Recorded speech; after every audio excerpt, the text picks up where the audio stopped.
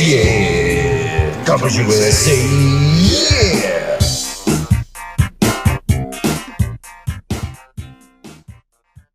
This is Carbros Podcast, episode 65. The Big 6-5. Otherwise time to known retire. as the Big 6-5 retirement. Retirement special. Collecting that Social Security. Yeah. Rolling into the sunset of our life. Yeah, the old golden parachute. What's up? Welcome back. Thank you for being here. We are still remote, obviously. If you couldn't tell by the fact that we are not in the same room. Our backgrounds are completely different. Honestly, I kind of feel like we might stay remote. I don't know. Yeah, I don't know. And use our face-to-face time for actual other stuff. I don't know. Or intimate things. Yeah. Personally, I feel like the energy is not as good, but the convenience is there. Yeah. So, right. I don't know. Anyways, we're here now today. So big-ish news. We were featured on Jay Leno's Garage. Yeah, a small a boutique show called Jay Leno's Garage on CNBC. And we were on the broadcast TV version. Yeah, and we were like in the dark for a while, for about 6 months, as to when that would air. And then like the day before it did air, we got an email saying it's gonna air tomorrow. Yeah, surprise. Yeah. So it was the season premiere. So the season premiere of Jay Leno's Garage, whatever season this is, which at the time of this recording was last week. So our segment was in there. I still have not seen it. It's at the end. Yeah, it's at the end of it. We're going to withhold our comments about the actual segment for another episode. So you can get a chance to see it. Yeah, so you can get a chance to see it, and we are still working out the logistics of reposting it on our YouTube channel, because that was something that is supposed to happen. So we're going to wait on comments on that, but we did not talk about the actual experience of going down there and filming back in November when it happened, because we didn't want to like give anything away or whatever. I think we thought it was going to air in like a month. Yeah, or like 3 weeks. We're like, we did it. It might come out this weekend. And so it's been a while, but I don't know. Yeah, I think we should talk about that a bit, at least share what that experience was like. Yeah, I would say that, that experience was even better than, apart from whatever we filmed, just doing that was pretty fucking sweet. Just doing what? Just having the opportunity to go down there and check out the shop and hang out and stuff. Yeah, so basically we filmed that in 2 locations, and the first one was like, it's like a auto museum basically, which was a lot of fun. The crew came, extremely professional crew. It was very cool to see what basically the high end of what we're doing looks like. Yeah, we were kind of dreaming like, man, imagine if we had like 20 fucking people to do all the stuff that we have to do. Yeah. Because that whole operation, Jay Leno's Garage, is an extremely efficient, well-run operation. They're not like, where's the... Yeah. like, who's running the camera today? It's like, it's probably a 10, 15 person crew. At least, yeah. Everyone was extremely professional. Extremely polite, but the efficiency of the whole operation really blew me away. And it's new to us because we're used to doing everything. Yeah. And so the ability to just kind of be up front. Yeah, just show up and just, wait until they say action. Yeah, it's like Jay is like the last person to show up. Yeah, Jay rolls in and like gets some makeup and the camera and sound. He's not checking out the sound levels. Yeah. He's not like confirming the shot. What f-stop are you going to use in this one? He's not like questioning their like lens choice. He's not handing them notes on how the segment is written. Yeah. But that being said, I was just going to say, that being said, like it was really cool to see a fully functioning film crew in action, but I did notice like little hints of like what we do in there, because like it's not like they have a script. They just kind of show up and like, okay, totally. what do you want to say in this part? And like that's kind of that took me back to what we do, because we're like, wait, totally. What are we doing? Yeah, I think there was a high level, at least from my part, a high level of comfort with the process, because all the shit that we hate doing, like who's going to hold this camera? Yeah. Or something like that. All that was taken care of. But the creative parts that we also struggle with were still present. Yeah. And so things about like, how are we going to say this, or what's the timing on this? It's like, great, we deal with this stuff too. And so, I mean, it's just one of those experiences where you see someone else doing a version of what you're doing, and it validates some parts of what you're doing. Yeah. But in this case, it was like the fundamentals aren't different. It's just the way. It's done. Yeah. It was like if there was a better way to do it, they'd be doing it.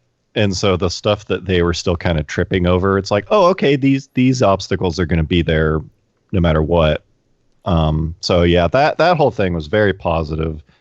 Jay himself is just a delight. Yeah. I mean, that guy, if you didn't know who he was, you would just think he's someone's like awesome uncle or like grandpa or something, you know. Extravagant, eccentric guy. Yeah, he is so approachable and so generous with his time. I mean, that was one of the biggest ones. So the first thing we filmed the whole segment.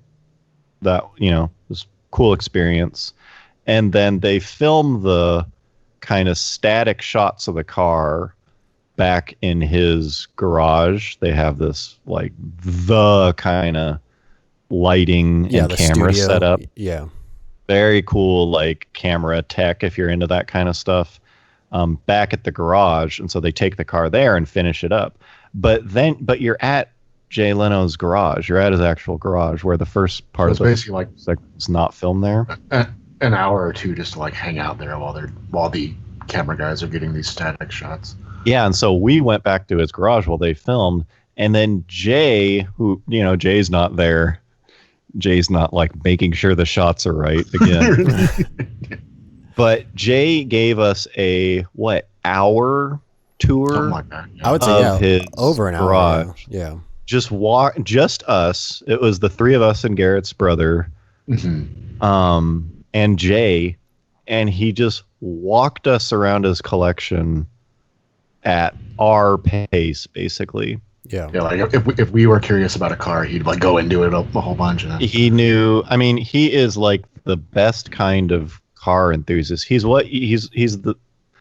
about as good as you would hope he would be, where he is so knowledgeable about every car he has. He's not like, I don't know, they say this one's expensive. It's like everything he owns, he wants to own. He's passionate about. He knows a ton about every car he has. But then some of the stuff he has, a lot of it is like, turn of the century kind of like. Yeah, he definitely has a style. Like aircraft engines. Yeah, like weird stuff. It's a level of money where, like, when everyone's like, if I had millions of dollars, here's the cars I'd own.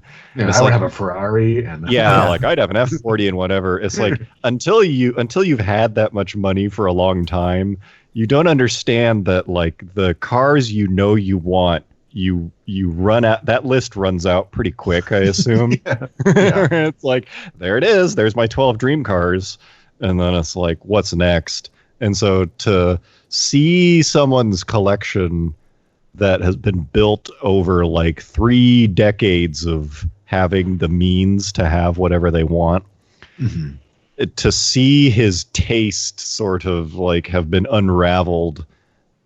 Some of the stuff in his collection is just bizarre in a good way. It's not bad. Like you can be like a diehard car enthusiast and see stuff that you've never even heard of. Yeah. Like, well, this is a Spanish something with a like it's front wheel drive, but it was made in 1937 or whatever. Yeah, I mean, it's like rare, awesome prototypes from the 30s kind of stuff. Yeah. You know, it's just it's a surreal. It was a surreal experience, truly, and the fact that it was all encapsulated in a day. Yeah, it was just like, oh man, mind blowing.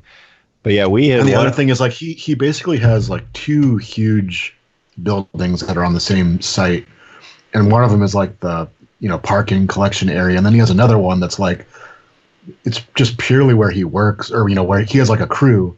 Yeah, it's like works and restores this stuff, and it's like as big a car shop, like mechanic shop, as you've ever seen. Like everything is in. It's like he has his entire. Yeah. They can do everything. They like fabricate their own stuff, like all just privately. I mean, I think what it is like he's into project cars, and over the years he has just vertically integrated basically the entire process to bodywork, interior upholstery. Yeah, it's like the place is more thorough than any like for-profit, restoration shop that you've ever seen, except it's just for like whatever the hell he wants to work on. Yeah, he's basically set up to be a boutique coach builder for himself. But it's just for him. It's purely, it's like all the resources of a car manufacturer down to like making your own engine and like dynoing it and stuff. I mean, it's just incredible. It was and the other cool thing is though, even though he has all this like really exotic stuff, he also has like an appreciation for the more normal stuff. Like in a shop, he's like, oh, this is like he had like a 68 Firebird convertible with like the overhead cams. It's like just like this kind of weird stuff. Yeah. It's like pretty mainstream, but he's still like really into it, and he'll talk about it for hours. Yeah. He's pretty clearly a car guy who became rich and successful, and not someone rich and successful who became a car guy. He just he had a lot of enthusiasm and then came across the means to be able to like realize a lot of his dreams. Yeah. Just real quick, I mean, I don't know if we're dwelling on this or not, but probably the highlight for me, we were looking at this like Mercedes something with like a plane engine in it. Yeah, I think I might have a video clip. I'll see if I can send it to John to see. Yeah, if we can, we'll put it in here. But it was basically like, one of those things from like Top Gear or something, where it's like, oh, here's this like 20-liter.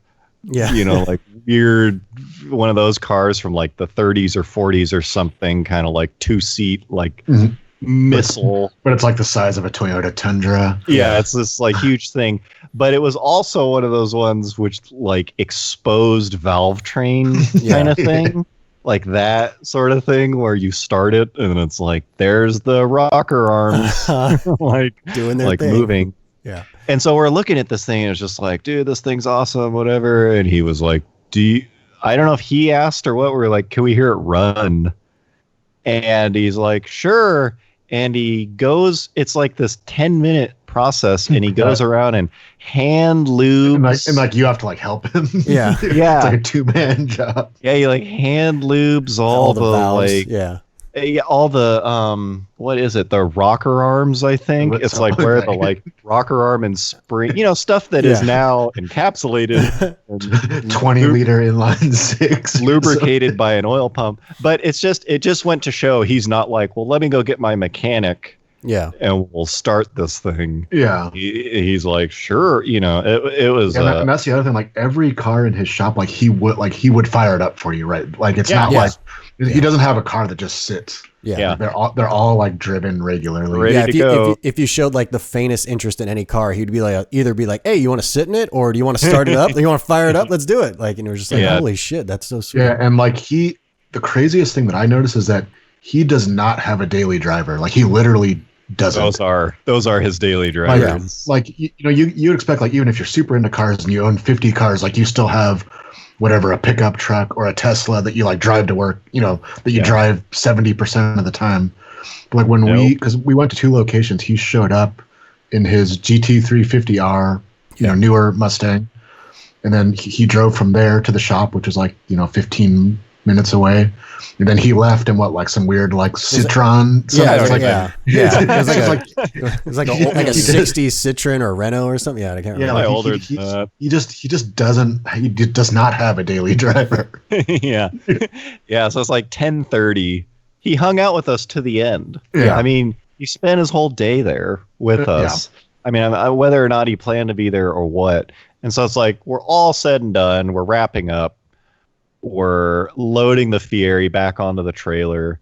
And he's pulling out in his Citroen, his obscure Citroen. And he drives past us and he's driving off into the night. And what was it? He's like, au revoir, fuckers. It's just like the final, final goodbye. Talking to him, you kind of forget he's so known for cars, but you forget that he's a comedian. Yeah. So he's really quick off the cuff. He is so quick. He is so funny. And I was definitely trying to be funny near him. And failing, you're trying to out quip Leno, and falling flat. So it was just a wonderful experience, just a great crew, and he really stood out. He's everything you would hope him to be. Basically, he's just a genuine great guy. So that was a really positive experience. Very cool, very fun all around. And the segment aired, so check it out. We will have some additional color about the segment itself, probably on the next cast. I think so. I assume. Our patrons already knew about all that. We've been posting that stuff on Patreon. We have a Patreon, by the way. If you are interested in becoming a patron, which... Not only do you get sweet updates about what we're doing, but you also have a chance to interact with this podcast. So we post some of the topics that we're going to be talking about and let patrons comment or ask their own questions or whatever. So there's a link in the description below to our Patreon, or you can Google Carbra's Patreon and find it there. I guess a quick update about Jack Diamond's Garage. It seems like the rules and stuff are slowly starting to lift now. So kind of when all this crap started, we were in the process of finding a locale to shoot, whether it was borrowing someone's shop space or renting a space, and we were getting pretty close to that. And then this whole quarantine thing kind of put a delay on that. But like I say, it looks like stuff is opening up. So I think we should have news on the production front of that pretty soon. Hopefully. It'll start spooling back up. Yeah. Just in time for 106 degree. Can't we? Before we started, we're like, this is perfect. We can film it in the spring when it's 70 degrees outside. Let me tell you, we love filming in extreme heat. Only positive. Looks like we've already missed the window on nice spring weather. Yeah, solid. Can I just say, with stuff starting to get back to normal, I went to Costco the other day, and they finally had toilet paper, which is a big plus. But I want to say there is still one item that I didn't realize it was a big deal. But Coin, you're the same way. When you work on a car, you like to wear latex or nitrile gloves. And so I've been working on the Subaru, and I finally ran out of gloves. So I was like, I'll just run down to Harbor Freight and pick up some disposable, gloves. And walked in, and the whole shelf was just completely empty. And they had a little sign that was limit 2 per customer, but every size of every style and 5mm, 7mm. And I was like, what the fuck? So I asked the lady, she's like, oh yeah, we've been sold out of those for weeks. We have no idea when we're going to be restocked. And I'm like, god damn. Amazon's sold out, Home Depot's sold out. It's just that item is going to be a pain in the ass to get. Am because of something else I'm working on, I am staring at the Amazon behind the scenes data. And as of last week, the top 10 search terms on Amazon site-wide are face mask, Clorox wipes, hand sanitizer, toilet paper, Lysol spray, Lysol mask, disinfectant wipes, iPhone 11 case. Coming in at number 9. Solid. A little taste of normal life creeping back in. But still very much in the freaking out about essential. I don't really get the gloves thing with something. Yeah. let's not go down. Yeah. Put on my gloves when I go to the supermarket. Let's keep the car on the highway and not take the not take the I'm going to Walmart. not take the quarantine off ramp, the quarantine humor. All right. But yeah, that is quite annoying. So I've had to resort using like, just generic mechanics gloves, which they're fine. I'm just not a fan. Like you lose all the dexterity and stuff of. Yeah, and they're latex just or like nature. they get pretty gross over time. Exactly. Yeah. It's like, oh, let me put on the like crusty old Yeah. I craftsman. gotta go check the mail. Yeah, let me glove up. I'm gonna drive my own car. Put on my I got my N95 on. I'm ready to go. I got my N95 gloves with tiny respirators built into the finger pads. It's a little tiny fan that's just constantly circulating the filter. Yeah. Yeah, I put a new set of gloves on to open my front door and then throw them away. They're tainted. I burn my clothes as soon as I take them off. Can I also just say, like, I don't know why this feels like such a like sad dick move to me, but I'm starting to notice these kind of like quarantine related paraphernalia, like gloves and masks, in like gutters and shit, like like trash, just like a mask kind of blowing down the sidewalk. Yeah. Little remnant. Dirty man. It's all brown. Yeah, it's like, thanks. As if littering wasn't bad enough. Okay, back on the highway. We're back. We pulled onto the shoulder just a bit. Yeah, just put the hazards on for a second, and now we're back. This is an automotive podcast. Slap the kids around. We are not. Yeah, we got gas at the quarantine humor gas station. We got some Slim Jims. Now we're back on the road. Okay.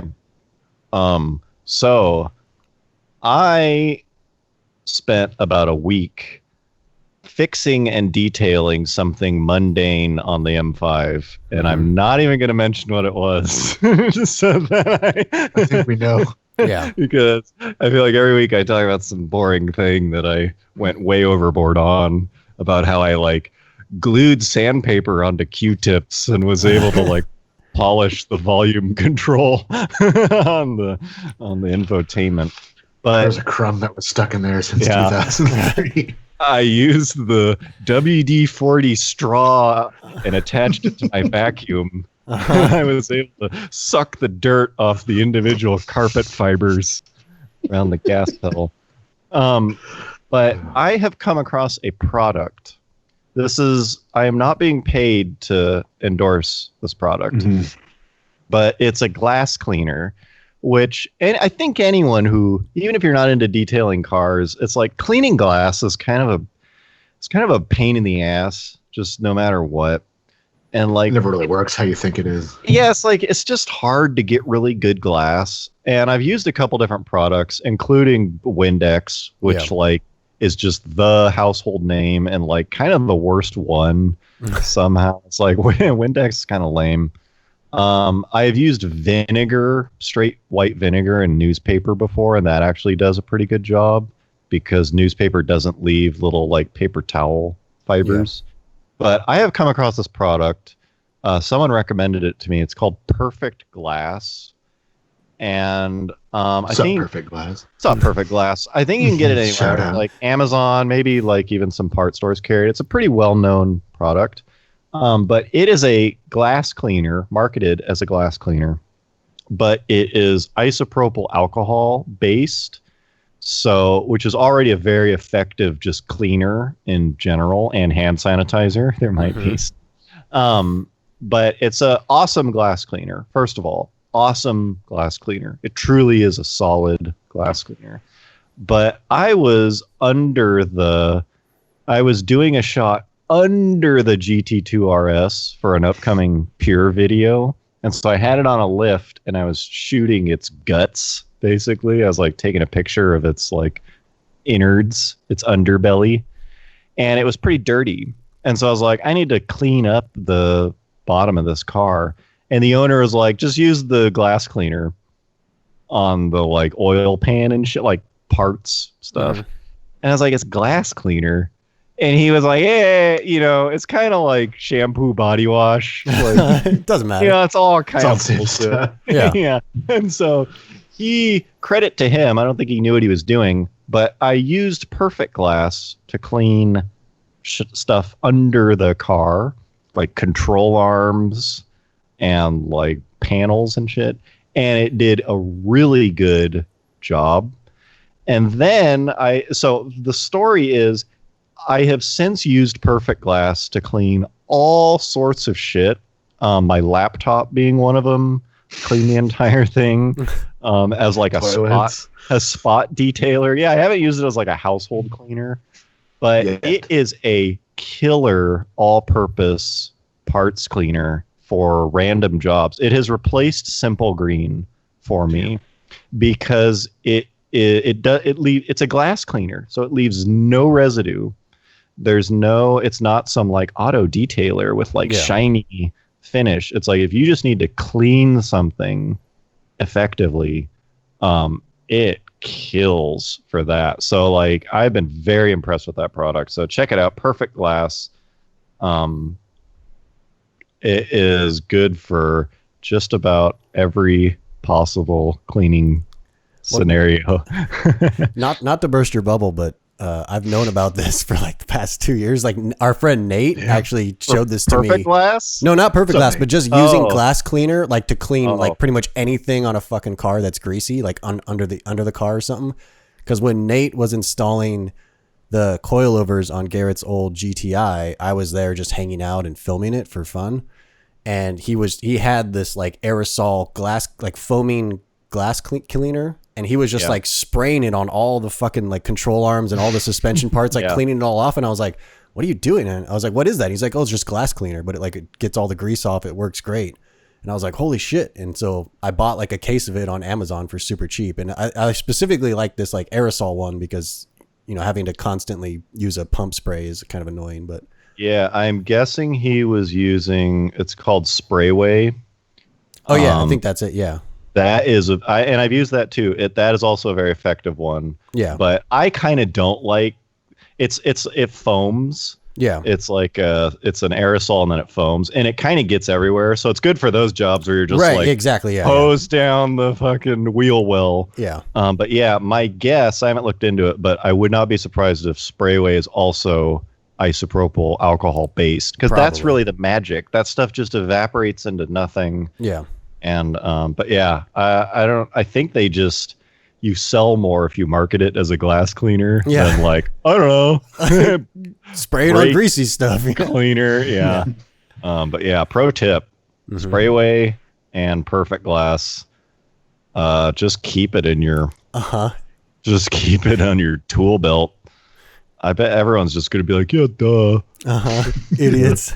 That's all I do. Okay, so just one more quick thing. This happened to me a couple weeks ago, but it is still car related. So I was driving home on like a two-way, whatever, not residential, but in the city street. And someone turned in front of me. Setting. And it was not downtown setting. Not downtown. This is bustling city metropolis. Like you'll be driving and someone will turn in front of you. Yeah. And if they go fast enough, it's fine. They have essentially not cut you off, but they've entered the highway in front of you. Got up to speed. Yeah. Without. And then if they get up to speed, it's like, fine. Sometimes it's like, ooh, it's a bit of a dick move. Let's see how you play this. And then like they pull it off and it's like, okay, fine. Who cares? So that happened to me. Someone essentially cut me off and it was in a Model 3. It was in a Tesla and they did not accelerate fast. So I had to like haul on the brakes up to this person. Yeah. And it's like, is there a worse car to do that in? You're in a fucking fast electric car. Like I kind of understand it when you're in a shitty gas-powered car. Like, I really don't want to stand on it. And it's like, man, I just don't want to make this poor thing downshift. Like, in my like Corolla, it's like, wee, it's like you're in a single speed electric car. Silent. that is known for being fast. You're in like doesn't matter what model you're in, that thing can move, and you're driving squirting around. It's known for exactly being good at this kind of situation. Quick get up from a stop, and they went slow. It was like, dude, this is offensive. It's like, fucking get on it. You're not even gonna make noise. It's like I was blown away. Because usually when that happens, it's a Prius. It's like usually when it's like I'm in the fast lane. Oh, it's a Prius. Of course, it's like a Prius going like 60 in the fast lane. But yeah, that's not a good look in a Tesla. There's just no excuse. There's no excuse for going too slow in that car. You don't want to waste the kilowatts. There's no. It's like they're running on whatever the equivalent of fumes is. It's like there's just no. You think the autopilot would just like override the driver? It's like he's like canceling it because it's trying to accelerate for him. No, I want to go real slow. I want to. I'm very timid. He probably wanted you to see his custom vanity license plate or whatever. Yeah, right. Like AC, no gas. Yep. Tesla owners love custom license plates. I have never seen a higher percentage of custom license plates. And they're all the same related theme. Like it's like always they're like it's not their last name or their profession. It's just like look at me. No electric. No oil. Yeah. Like get it? Yeah. Electric cars have been around for 2 decades now. We get it. We get that there's no gas. Silent AC power or whatever. Like, yeah. It's not clever anymore, but they love it. Model 3 for me. Yep. I think wasn't that one that I saw like a year ago that had like the 0 to 60 time like on a custom license plate? Frank. That one was that's like the ultimate. 0 to 60 in 2.198 seconds. And the best is I think it was a 90D, a P90D, and like what a couple of years later, a P100D came out and just devastated that guy. I'm sure. Yeah, he's gonna have to take that plate off. Okay. Here is the main topic of this podcast. The meat. And it is a sizzler. I don't think you're ready for it. I hope you are sitting down or just steady state cruising on the highway. But convertibles. In general. Damn. Yep. Just all convertible. All convertibles. All convertibles. I mean, it's kind of a contentious topic in many ways. They're hard to nail down. It's a difficult vehicle segment to really pin down because it is both like a luxurious thing, a luxurious kind of top down on PCH. Yeah, just sort of like a gentle experience, but also a lot of sports cars, hardcore kind of sports cars or convertibles, or at least come in a convertible form. Or come in a convertible form, which is odd to me. That one I don't really get. Like, why is the S2000 a convertible? If it's supposed to be like a sports car, I guess it's not. I don't think it's supposed to. Yeah, I don't think it's supposed to be a hardcore track car. It's just supposed to be it was supposed to be a fun sports car that, you know, anyone can drive, male, female. I think one of the like ultra like traditional definitions of a sports car is like open top. Really? Like ultra like orthodox. Yeah. Orthodox sporting. Yeah, when it was like a 6-cylinder Jaguar. Yeah, all those British sports cars, yeah. With a drop head feature or whatever. Yeah, and then some cars will be like, yeah, it's like a cool car, like an M3, and then it'll be like, oh, and the convertible version. Oh yeah, this reminds me. Yesterday, I was going to the grocery store and I saw, and I didn't even know these were out yet. An M8, yeah, convertible. I mean, it kind of, and I was like, oh, sweet, but I don't know what to think about it. Yeah. Ooh. Yeah. How do I feel about this? Yeah. M8 is like, it's funny when certain cars will come, even in the coming of them, like this thing's happening. It's coming. You're still no real feeling hype. like that. You're like, do I care about this? And then it sort of comes and goes, and like you see one, and you're like, Oh yeah. do I care about this? And in the case of that one, I think the needle has landed on don't care. Really, Especially it's just convertible. yeah, it's just this like big. I forgot they made that. They brought the 8 Series back. Yeah. And then it's The like coupe version is fucking cool looking, but Yeah. it's cool looking, but the convertible is BMW cool. like It's like a generic convertible. BMW has basically become. Let's just take a quick clover leaf roundabout from the convertible highway. BMW has basically become this bowl of ingredients, and they're just like, we can bake these ingredients in like 60 different ways. But all of the ways they bake those ingredients kind of taste the same. They all kind of taste the same. So you're saying they're the Taco Bell of the car manufacturers? They're kind of Taco Bell, where they're like, now it's like a waffle in a taco shape. Here's a completely with, new product using in all your- these. yeah. Yeah. It's like, okay, we put this one's got the taco and the tortilla and the meat Yeah. and the Doritos chips. You know, it's like any number of ways. And then it's like the M8 is coming, but there's really no part of you that's ever like, this is going to be, what is this thing going to feel like? Yeah. Yeah. Game It's changer. like this Yeah. brand new. It's like Even the book has already been written. yeah, it's like they're pulling from the same ingredients bowl.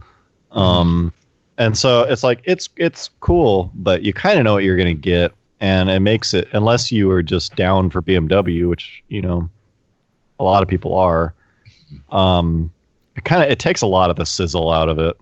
Not only that, but they also have, I mean, like a lot of their most popular cars now are like front wheel drive based, Yeah. like transverse, like the new 2 Series or whatever. It's all those like little SUVs and stuff. Basically, that company, like, I would say they started going downhill about, it's probably about 10 years ago, where they pretty clearly abandoned the like ultimate driving machine thing Yeah. to just like, look, this is a strong, just luxury kind of brand. But like, you know, it's not like there's a new M3 coming and you're like, oh shit, like I can't wait to see what it's going to be like. a new M3. Yeah. I can only, what kind of engine are they going to come up with this time? Yeah, what, Twin turbo you know, straight 6? What are they gonna? It's like they're kind of done. You know, they're kind of done. I like the M2. It's cool that among those ingredients, they're able to still make compelling, competitive stuff. But it's like, gone are the days of bespoke anything, really. Yeah. Hand built. You know, just you're just not gonna get. It's still good stuff. It's kind of a different company now. So, anyways, convertibles. Back on the highway. I had originally thought of this because, like, convertibles are fun from 0 to like 35 miles an hour. You know, like perfect convertible is like beach town, like stop signs. Yeah. You know, you're just kind of like, people are out. You're out there with them. You're very exposed. Yeah, you're very downtown, like kind of relaxed garden party. You see your friends dining on the patio. Other people are, you know, it's like you're putting yourself out there. You pass a guy in another convertible and he gives you a ride. You get, you know, you both kind of like, you high five across the lines. It's like you're out in the elements. You're basically like walking. You know, it's like, if you've never been in a convertible before, which it's like, that's possible with the top down, you feel more exposed than you would expect. Yeah. Like you feel like you're just sort of hanging out. You're out there. Yeah, it's like it's about as exposed as being on a bicycle, if not more. I don't know why. You're very exposed. I think it's because a convertible is a choice, and it's like Yeah. the And top they is they down, stand ladies out quite a and bit. gentlemen. Everything else on the road. Well, I mean, when you have the top open, it's you're like, not yeah, like it's party time. it's like he chose. He didn't have to. He didn't have to. He opened the top, and he is putting himself out there.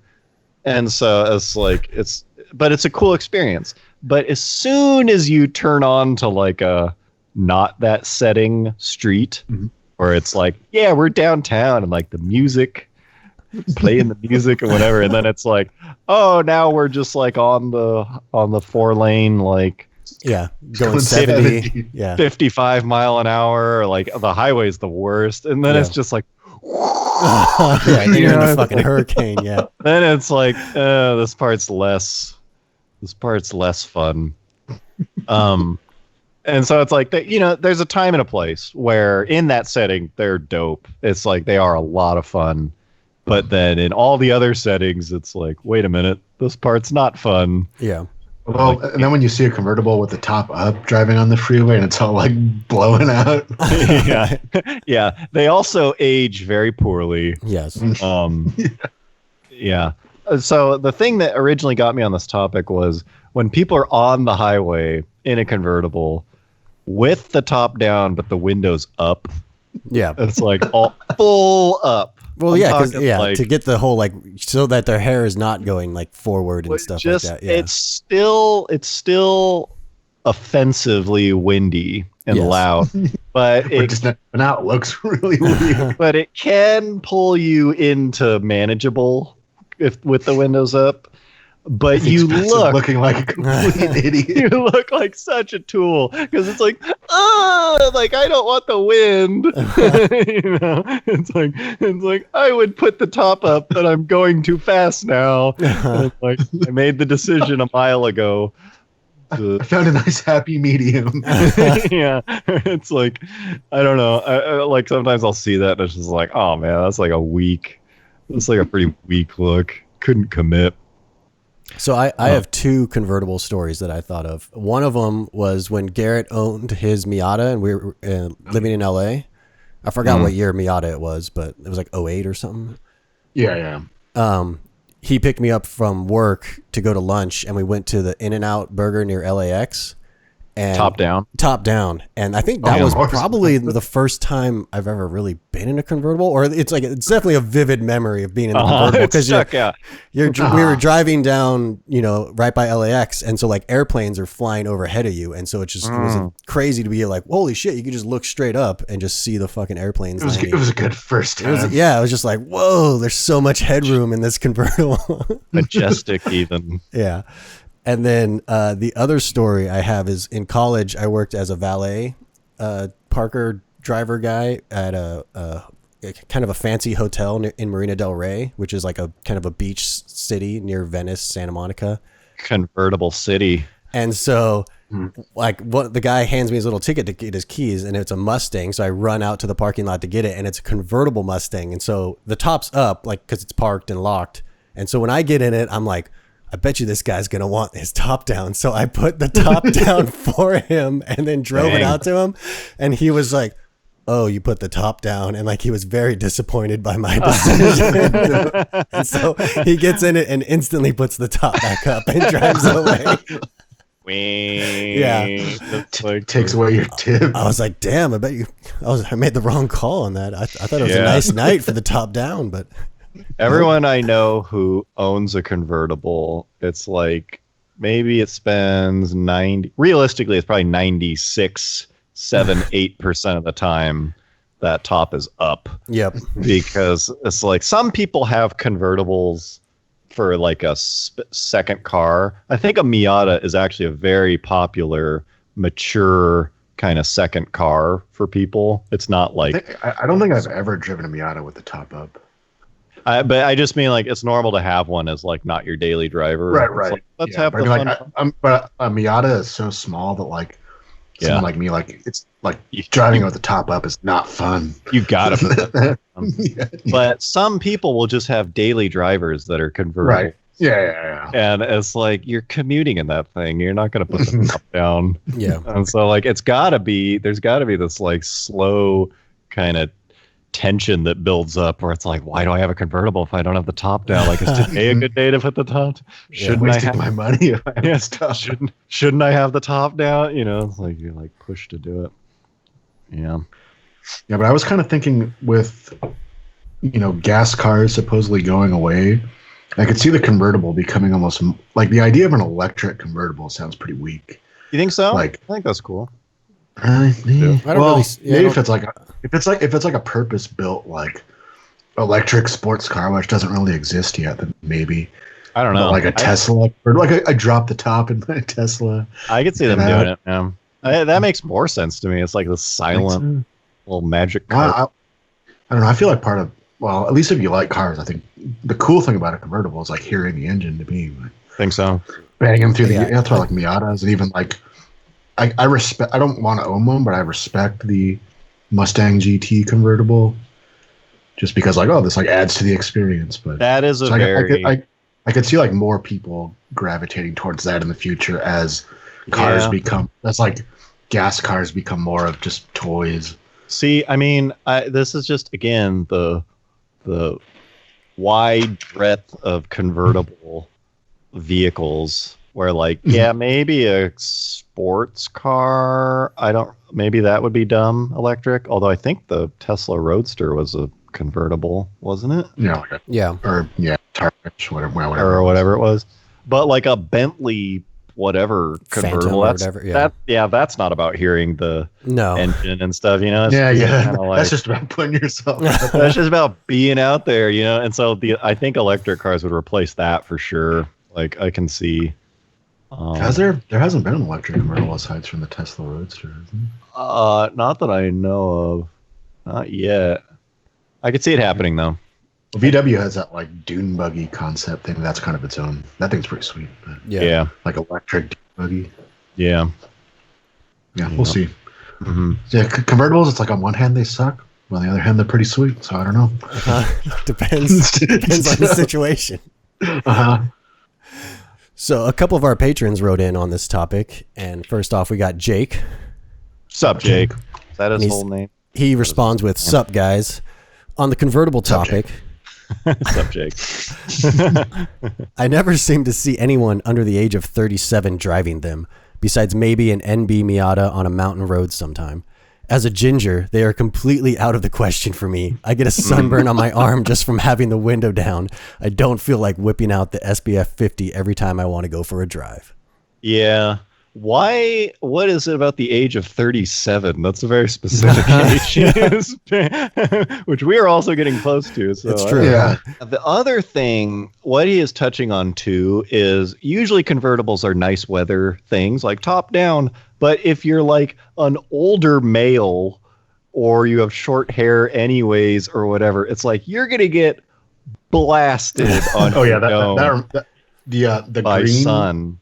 The green, speaking of NB Miata, the one that we used in the Chad video. Yeah. I bought that car in the Bay Area, so I went there with my dad to pick it up, and I drove it back. Like I say, I can't drive a Miata with the top up. It's just too claustrophobic. Yeah. So I drove it back, 3 hours with the top down, and it was in like June.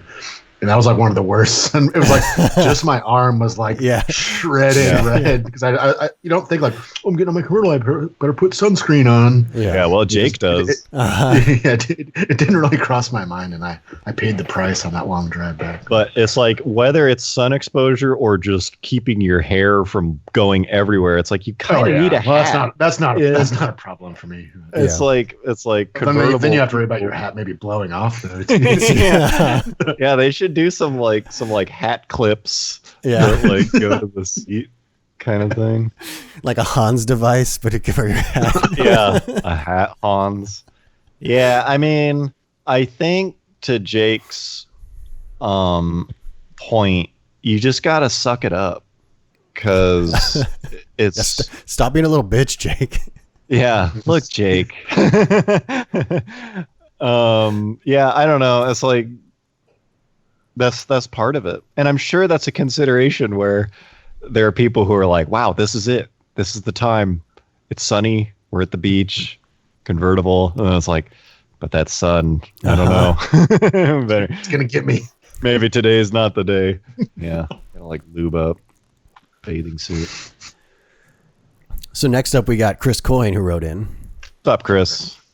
He says, convertibles sure are frustrating when you think you've spotted a great deal on an M3, only to realize it's actually a horrible deal on a convertible. Yeah. If the Miata came in a hardtop version, those would be worth double what the standard ones are. Yeah, I wonder about that. Like if they had made a true hardtop S2000 or something. Well, they have those they made attachments that can clip on and become a hardtop. Yeah, but that to me it's way different. As soon as it's an option, you still have the struggle of like, should I pull the hard top off? Well, that's probably like a 2-man operation to even. That's what I mean. Then it's like even worse. It's like, it's a convertible, but I never pull the. It's like Targa tops. It's like you got to decide at home. Right. If you want to go, or T-tops or something, you know, it's like you gotta hold on, let me unscrew. The lock's fidgeting you. Yeah, let me like. I just sent a picture of the rare NB Miata Coop. Oh, okay. Sweet. Yeah, here's a picture of that. Yeah. What's the deal with that? Is this factory? It was factory, but only in Japan. I was gonna say that's probably not America. I think they made like 500 of them or something. But damn. Yeah. Sharp. I wonder, do you think that would have like a stronger following if it was like a little like coupy thing? I would think so. The Miata? Yeah. As long as they made both, I would think so. Like, well, they have that new one, the RF.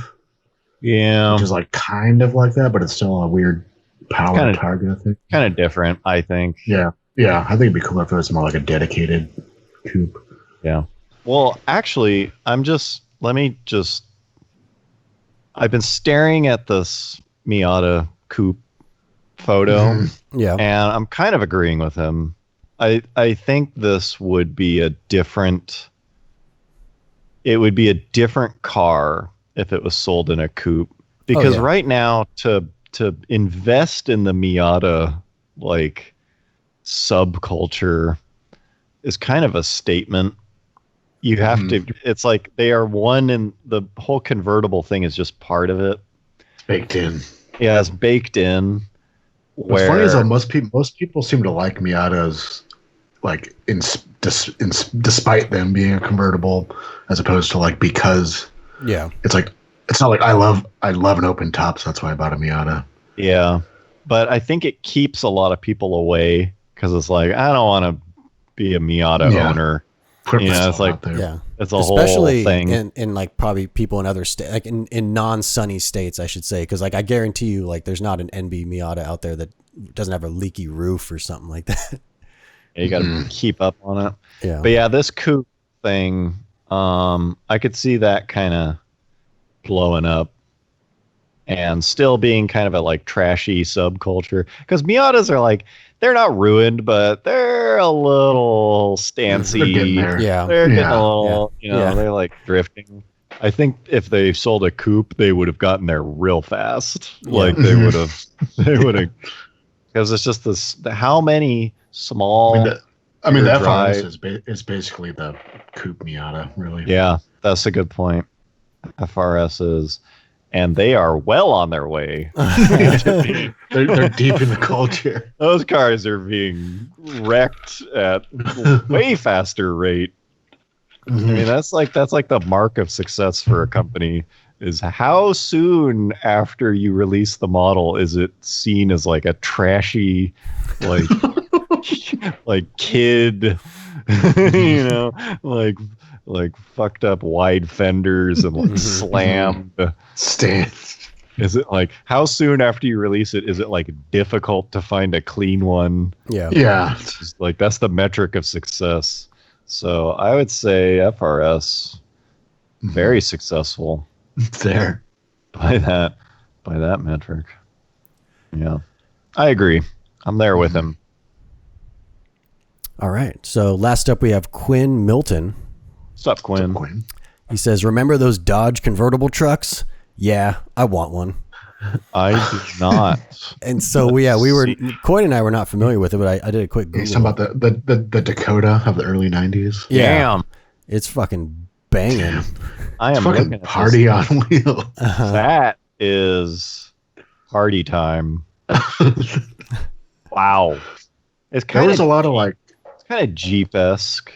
yeah, Right? there was I remember like back in the 90s, it was like fairly popular to like make your like Toyota into a convertible. Oh, really? Oh, Yeah, chop big the shit. top. Yeah. Sure. Yeah, just like a slammed like whatever Toyota, but like they just like, yeah, I cut the top off. Why the fuck not? Can I just like take a detour to here? I have found a picture of a Dakota Sport with 3 full-grown gentlemen in it, On like a bench seat in the front. top down. Yeah. So here's that. Because we have searched, and as far as I can tell, it does not exist, for a photo of 3 grown men in a McLaren F1. Oh, If anyone has a photo of that, I'd love to see it. we should have asked Jay. Jay has a F1, and it wasn't until afterwards we thought like we should have taken a picture in that because It's me and my friends going. me and my 3 best buds in my McLaren, 3 big men just enjoying the ultimate sports car. But yeah, this thing's pretty sweet. Yeah. That is like. I'm good look. looking through the Google images of it, and I'm sad to see, because you know how some people like bolt 2 bucket seats into the bed of a truck, and so like 2 people can sit in there. I'm pretty disappointed I don't see an option where it could be 4 grown men in this convertible pickup truck. Yeah, well, 5. Yeah. Here we go. Camper shell on a convertible truck. I see that one. Yeah. This is just opening new. It's kind of funny. Like, I want a convertible, but I also want a truck. It needs to be practical. Everything. I also want to be able to live in this thing. Mm-hmm. What can't I do in it? That reminds me of the Chevy SSR, right? Yeah. Hold on a second. That Back it up. Dakota with the camper. Yeah, dude. That's like literally like, do you want a truck except it's backwards? Do you want? Do you want to be in the open, but do you want your car to be covered up? Do you want none of the advantages of a truck? 0 of the truck. It's literally like the opposite of how it came. Do you want? Okay, the driver will sit in the open air. Okay, you're out. And your cargo will be enclosed. And then your cargo gets the nice little camping section. Is it big enough to sleep in? It is not. No. It's not that kind of. In there. It's not that kind of useful. Mm-hmm. Hold on. Yeah, that's pretty sweet. I would probably put that up there on one of the better finds. Yeah. Carbros finds. Camper shell.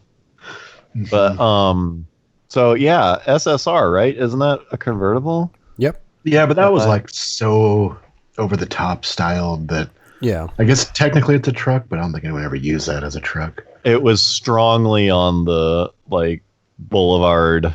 It was like a rich man's PT Cruiser. It's almost almost like a convertible El Camino or something. Yeah.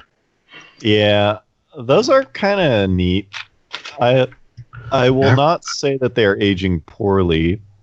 Yeah, a car like that probably won't really ever age because they probably won't make something like that again. Yeah, and like the audience for it is small, but it exists. Yeah, actually, that's one of those cars you actually just forget. Oh yeah, they actually made that. Yeah, a factory built this. Same with the Prowler. Oh yeah, was that a convertible too? Yeah. I think it was. Yeah. Imagine if you had an SSR for the week and then a Prowler for the weekend. Prowler daily driver. Yuri from the Straight Pipes has a Prowler. Oh yeah, that's right. Yeah, and he lives in like Canada in like the snow. Like he has pictures of him driving with the top down in the snow. Yeah. You can't the thing about the Prowler. I think those have aged well. The only part that was bad from the start and is still bad was that they didn't put a V8 in it for whatever, for whatever reason, size, cost, whatever. but you can't you don't accidentally own a Prowler. I just bought it. So it's just it's such a bold statement of a car that that's the only, you're gonna get noticed in that thing. Mm-hmm. Whereas you can, like a Porsche, something, you could be like, what? I didn't do this for the attention. Yeah. It's I didn't. Where a Prowler is you're out there, you're in your Prowler, there to be seen. Yeah, those things are pretty sweet. Yeah. So I don't know, convertibles. Did we get anywhere? I don't think. No. I'm just gonna go for it and say we didn't. Yeah. we added some evidence, but we didn't reach a conclusion. We have basically crop dusted the topic and decided that we're not bold enough to take a stance. Really. Yeah, we've taken a bite, decided we do not understand the flavor, and we have taken the rest of it to go. But yeah, convertibles, pick one up. I mean, I kind of want one. I'm not against them. S2000, sweet. Yeah. Gotta say, my Miata dogs are kind of barking again. Yeah. NSX. Been too long. Targa. I think Targa is probably my personal sweet spot because a Targa, I think it's because you've got a lot of back behind you where you're not quite as out there, but it's still very open air. I feel like I like a convertible more than a Targa because the coolest thing about a convertible is there's no blind spots and stuff like that. Yeah. To me. Yeah. I don't know. Okay. Or maybe just because Miatas are so small, it's I can just reach out and touch the road. Yeah. Just drag my finger along. Got your arm out the window, picking up quarters on the road. Yeah. Okay. This is a topic that John and I do not know the answer to, but Garrett has listed rather offensively as the ultimate jack-off vehicle. Okay. So the stakes are high. So I just saw one of these. This was a couple weeks ago when I added it on here. So there's a lot of cars that people drive because it makes them look kind of cool or hip. And some of them are actually good. An E30 M3 is hyped up, but it's still a cool car. Prowler. Prowler. A lot of the air-cooled Porsche stuff is that way. They're cool, but they're also hyped. People want to be seen in them because it makes them look hip to it. It gives you kind of the not hipster, but that same flavor of I'm in the know. Yeah, I'm high fashion. I know what's cool. Yeah, this is actually a very sophisticated choice. If you knew. But I found something that I think takes the cake for that. I don't know. Should I just tell you guys, or should I just send it? What? Oh, yeah. Okay. Why don't you send it, and then we will react to it live. Okay. And we'll place the photo so that people watching can also react to it live. Okay. Well, the thing you need to see the ads, so I just added them to the notes, so just go ahead and check those out. It's a video or no? There's just two links to ads. Okay. All right. Oh boy. Yeah. Dang.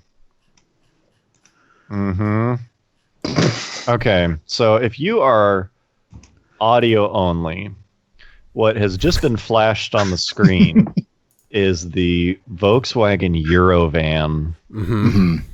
Specifically the camper. The camper edition, the camper, the full, it's pretty much all years, right? From the bus to the what was the 80s kind of the Vanagon, the Vanagon, the Westphalia, the 4x4 kind of stuff, to the 2000s era Eurovan.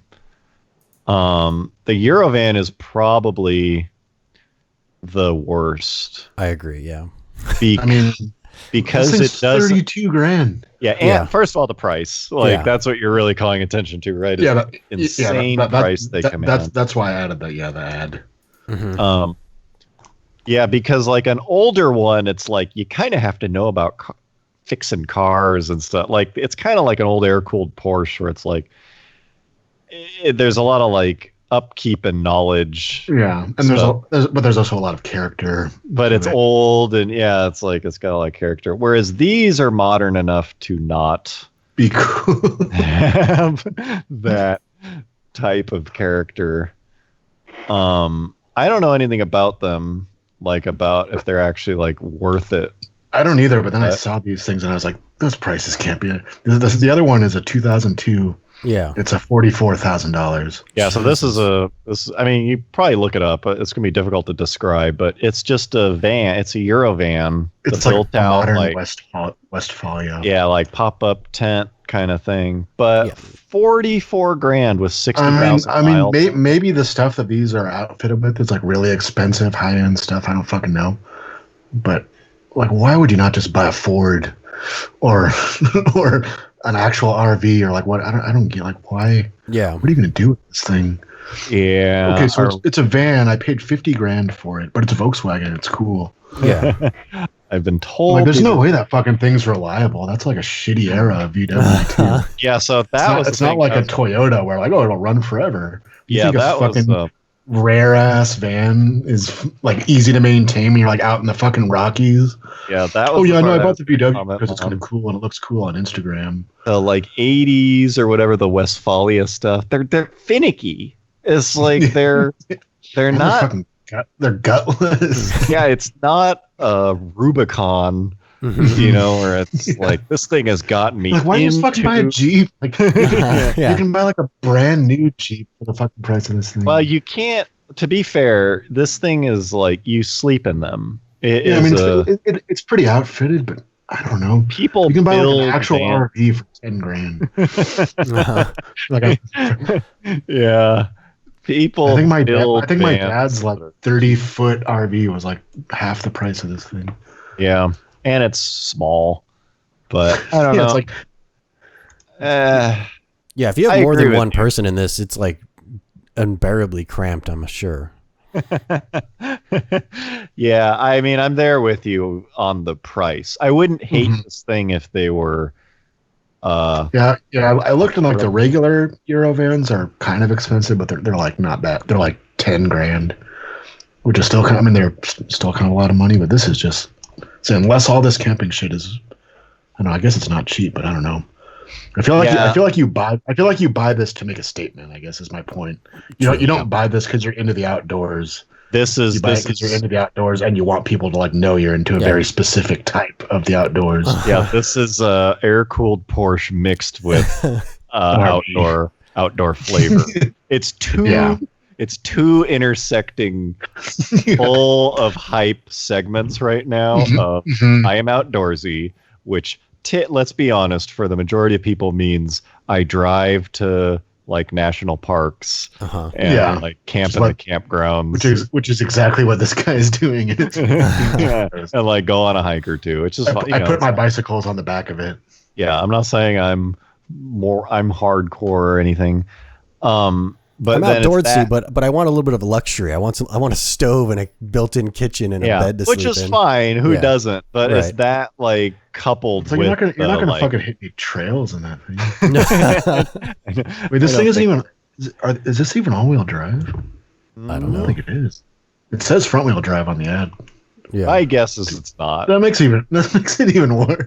I'm going front-wheel drive. Yeah.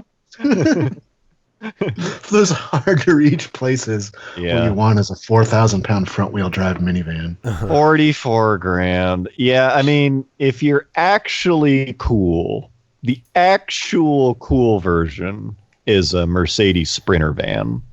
It's like that is the you actually know what you're doing vehicle. Right. And but also high end. They're expensive. Yeah, they're expensive. And like but they're badass and like. Oh, hold on. Strong and well built. The first ad for the one that's 32,000, the 2001, includes a new transmission at 36,000 miles. Well, that was the one thing too. It's like he had to replace the transmission after 36,000 miles, but now the vehicle has, he could round up to 97,000 miles. So he has like triple the miles as when he needed to replace the whole transmission. Yep. It's got a strong 6-cylinder. So I guess he's have a VR6. 2.8 liter front wheel drive with low-speed traction control, 4-speed automatic transmission, fully independent suspension. That's front-wheel drive, fully independent suspension is what that's what you're looking for when you're on the trail, right? Sick. I mean, yeah, not my cup of tea. I don't know. But coupled with the fact that they're extremely popular, is, I don't know, it's no good. Unless something is bulletproof. That's always my thing. It's like a transmission in 36. Yeah, it's like you can kind of get away with charging insane prices. I still don't agree. Like, I would never buy them, but certain vehicles, like the FJ Cruiser, the Toyota FJ Cruiser, they're so expensive, or even any Toyota, really. It's like they're so expensive, but they're so reliable. They're so reliable, where it's like the cost of entry is the cost of ownership, basically. Right. Because it's like, this thing will go anywhere. It's hard to get stuck. It's just bulletproof. Unless you get it real fucked up, you're going to blow an axle or something. And then it's like, but that's on you. These things just go forever. In those cases, I'm always like, okay, these are kind of overpriced, but it's at least understandable. Yeah, people, once you have one, you're buying peace of mind. Whereas this thing, like, you're definitely not buying peace of mind. The whole point of like having your whole life with you in a van is that you can disappear in the wilderness and be self-sustaining. I don't want to be like whittling a new input shaft out of like I can't think of a worse car to like be out in the middle of nowhere and need a part for. Oh yeah. You're at some like hick out in the boonies. You're in like AutoZone. Yeah. Do you have a new axle seal for a 2001 Eurovan Westfalia? front wheel drive. Yeah, it's the front wheel drive one. Yeah, pretty bad. All right, I'm feeling that. Pretty high up there on the douche nozzle. All right. Yeah, good one. If anyone else can top that, go for it. Yeah, feel free. It's like the new Cobalt theory.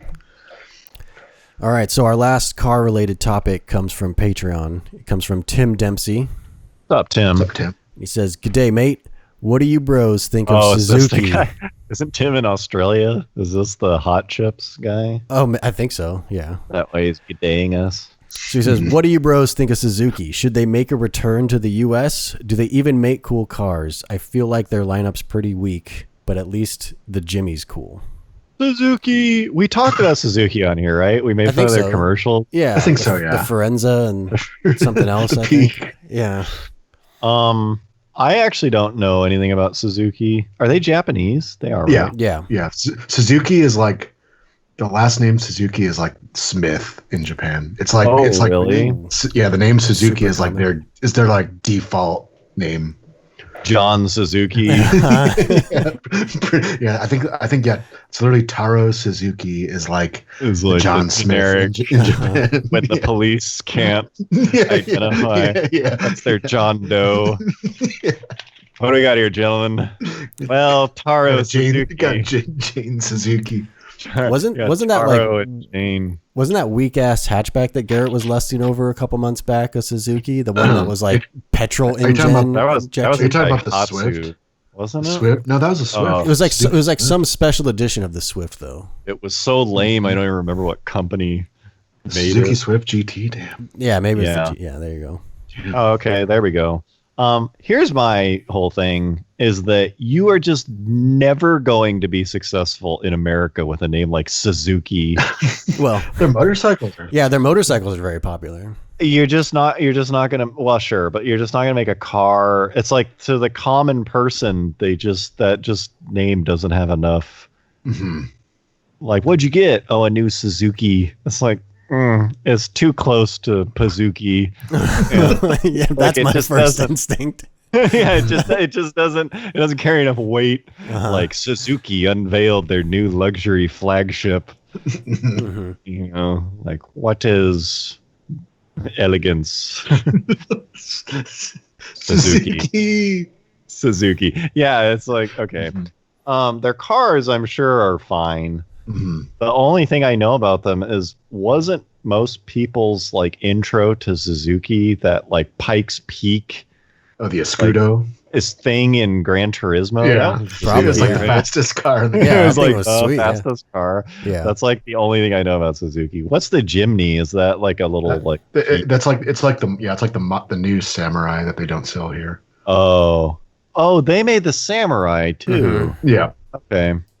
Yeah, I mean, I guess they've got some like sleeper success stories that have some real strong. In Japan, they have the Swift Sport, which is like kind of like a Fit, and that's pretty popular over there. Yeah, a lot of people. I mean, the Samurai is a huge deal, right? Wasn't that like like go to? Yeah, I mean the Jimny is still really popular in Japan. Is it? Yeah, it's tiny, but. Yeah, I mean, I don't know. It's kind of outside my like. A lot of the stuff they sold here was like rebadged Korean stuff. So. Oh really? Yeah. Yeah. I feel like they never really made the transition to like make cars towards like for Americans, whereas like Honda, because I think both Honda and Suzuki started as motorcycle companies, and then they both transitioned into cars. But Honda was like, okay, we need to make cars geared more towards American, which is why they became popular, and Suzuki never did that. Like they just make quirky, small, kind of little, making little. Fun cars. I don't think they ever had the resources to like make a car specifically for here. Right. Yeah. Damn, the Jimny though. That's pretty hot. Is that sold here or no? No. Suzuki like doesn't even exist here anymore. Yeah, I think they pulled out like the cars from here. Now they just. That's interesting because I could see this Jimny doing well. Because it's kind of got some. I think there's I think there's no way it would pass like safety. Yeah. Oh, it's like not crashable. Yeah, that thing's fucking tiny. Oh, it's crashable. It's crashable. What's the small Jeep? The Renegade. Yeah, the Renegade. It's kind of some Renegade vibes. Mm-hmm. But the Jimny is actually like real 4x4. Yeah. That's what I mean. I can see it like here. That's probably why it's not safe. This is probably the best shot they've ever had at being successful here, and they pulled out. But yeah, maybe with like American crash bumpers, it'd be like twice as big or something. Like bad retrofit. So I don't know. Probably smart that they're not here. If they were only bringing their like rebadged Daihatsus or whatever. Daewoo. The Daewoo Leganza rebadged as a Suzuki.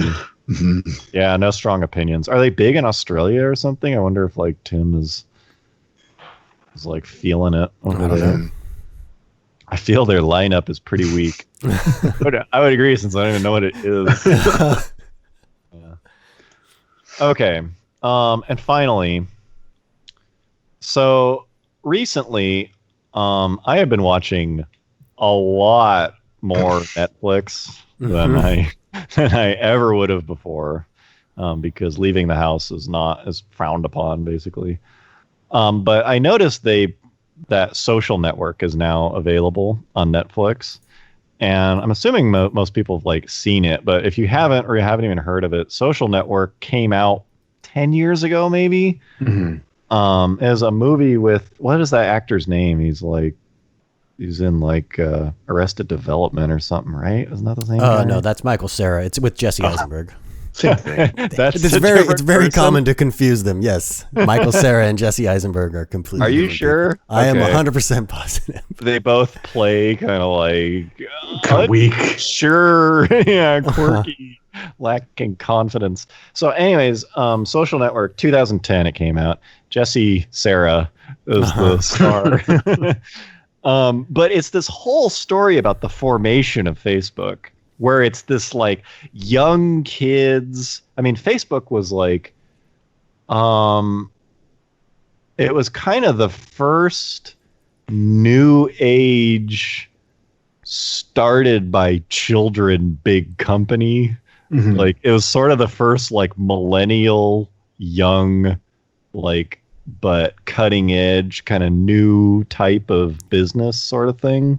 And so the story of its formation lends itself well to cinema, to film, because they made it look like, oh yeah, it's these badass kids and like the stupid old adults like don't understand, and like they're creating this kind of like Goliath. And they're like backstabbing each other. Yeah, it's like this crazy story or whatever. And it's like, I remember enjoying the movie. It's like it is a provocative story, and they end up making this like crazy successful, giant of a company.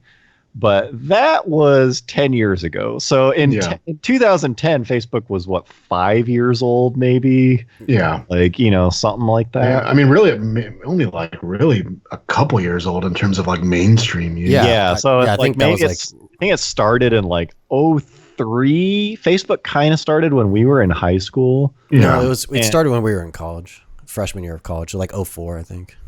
Oh, did it? Okay. Yeah. So. And that was only limited to like some schools. Yeah, and its beginnings were very like exclusive, and like is neat or whatever. So 2010, yeah, Facebook, like it's awesome. It was actually like cool, successful. Yeah. Fast forward to 2020, like, is there a more cesspool husk of a formerly cool company? Not even that, but I mean their influence has like they've like that Facebook like shapes society now. Like it like wins and loses elections and stuff. Like like we were kind of talking about like how there's like room for another chapter of that. Sure. Of that movie. Yeah.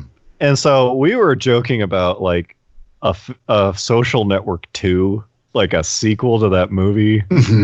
Because it would just, the first one was like, oh yeah, we're like these badass like renegade, we're making a thing. Social Network 2 would be like Mark the like anti-vax like essential oil moms is like a hot market. We gotta up the advertising revenue from the like there's a lot of Russian bots on here. We can allow this. Like, what's going on with that? Just be like, we have to speak in front of Congress. Yeah, it's just Zuckerberg in front of Congress, and like it's a bunch of like return on investment on like boring ass shit. It's like that company went from like this sexy millennials paving the way to the future to like, like, is there a more like dissatisfying company these days than even Facebook? The people that use it, where people are like, I don't want to use it, but I have to. Everyone who still actively uses Facebook, like it's so similar to cigarettes. Anyone you talk to who smokes, they're like, I'm really trying to stop. I'm trying to cut back. Like I used to use it way more, but like it just keeps pulling me back, and I feel like a piece of shit every time I dip back in there. And so I was just kind of laughing seeing that show up, like, oh right, Social Network. Remember when Facebook was like this like cool beacon, story, this beacon of like coolness, and if you used it, you were kind of cool because of that. And now it has fallen. It has both risen to extreme heights, way more power and influence than it ever had before, and fallen into just the most embarrassing, just sad. It's such a sad arc. It is such a sad arc. So I don't know. Social Network 2, be on the lookout. Yeah, the sequel. Yeah. Coming out. Carbros might just a bunch of like boardroom arguments about how to like capitalize on like, how do we get internet to Lithuanians so that we can push our like trash like you can sell stuff too. How do we influence the Lithuanian elections?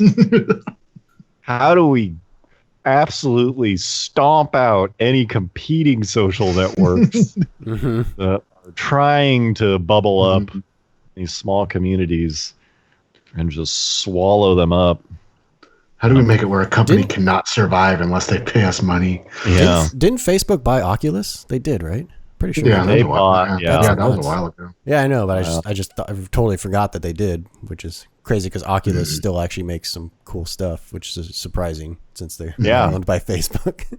Yeah, they make neat stuff. I mean, I'm kind of like waiting for Facebook to do some next thing. I mean, I feel like that was part of I feel like that.